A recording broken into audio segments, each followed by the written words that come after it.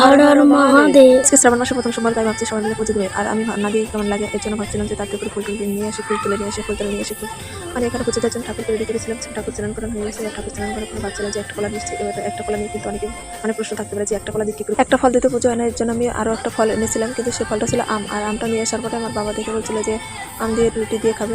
মানে মা সন্ধ্যাবেলা জিজ্ঞেস করেছিল ভাত রান্না করবে না রুটি করবে, তাই এর জন্য বাবা বলছিল যে আজকে যখন আম নিয়ে এসেছি তখন আম দিয়ে রুটি দিয়ে খাবে। এর জন্য কিন্তু ফলটা খাওয়া হয়ে গেছে। আমি জানি না যে মহাদেব কতটা সন্তুষ্ট হবে আমার উপরে, কিন্তু আমি তো মনে হচ্ছে যেটা খারাপ কিছু করিনি, ভালো কাজ করেছি। তারপরে আমি কিন্তু তো আমার মানে এটাতে ঈশ্বর কতটা মানে সন্তুষ্ট বা খুশি হবে আমি জানি না, কিন্তু আমার মন মতো আমি দিয়ে দিলাম। আমি এতে মানে অনেকটাই খুশি, কারণ হর হর মহাদেব বলে দিয়ে দিলাম শিবের মাথায় জল।